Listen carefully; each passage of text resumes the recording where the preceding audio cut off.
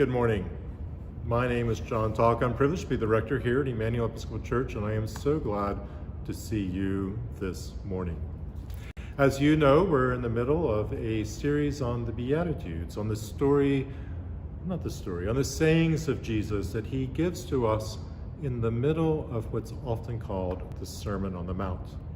We've been reading them from the Jerusalem Bible, a Bible that was translated in Jerusalem by a group of French theologians and scholars. On Sunday morning, of course, we use what we call the NRSV, or the New Revised Standard Version. However, I kind of like this, especially from time to time for Bible studies. So, the book of Matthew, chapter 5, verse 7. Half other defendants approach the bench, sitting and listening as other attorneys do their job over and over again, or at least from time to time again, you would hear the phrase, "Judge, have mercy on this man," or words to that effect. Judge, be merciful to this person in your power. Judge, you have the authority to do whatever you want. Have mercy on him or her. But that's not the mercy that I see Jesus talking about in today's Beatitude.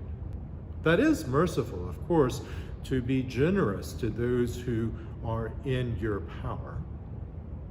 But Jesus always seems to be talking about something else, or acting out something else. First, and then we'll talk about the second in just a minute, but first, Jesus inevitably shows generosity of spirit, shows love, shows mercy to those people who are outside,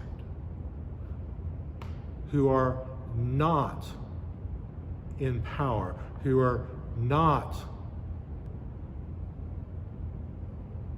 well represented in the halls of authority in Israel of the time. So we see immediately after the Sermon on the Mount, Jesus going to the outsider. He goes to the leper. And then when he leaves the leper, he goes to a Roman centurion outside of the temple. And then when he leaves the Roman centurion, he goes to the sickbed of a woman, a person who at the time would have been outside not only the temple, but politics and economy and business and society as well. So Jesus is always, as part of his mercy, going to those who are powerless in his society. And then the second place where we see mercy is almost always when Jesus is confronted by people who hate him, especially people in authority over him.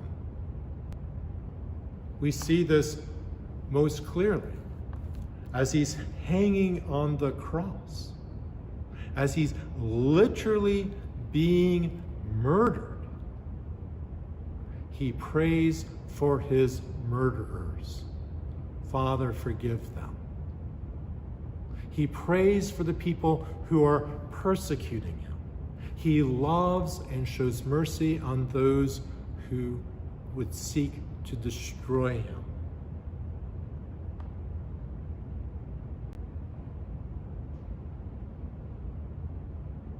I think there's something there for our lives.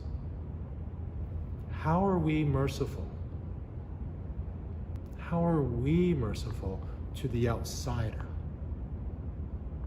to the foreigner, to the one who is outside of society due to alcoholism or drug abuse or schizophrenia are simply unemployment? How are we merciful to the outsider, the ones who can't speak English, or perhaps are the wrong ethnicity, or the wrong sexuality or gender? But then perhaps, how do we show mercy to those who seek to destroy us? How do we show mercy to those who are our enemies? Perhaps those who have gone a step too far in their political fervor.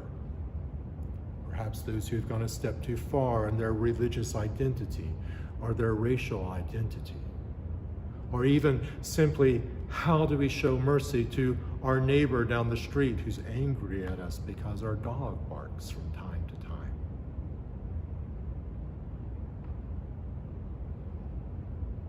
This is where we find Jesus' mercy. And this is where we find mercy shown unto us as well.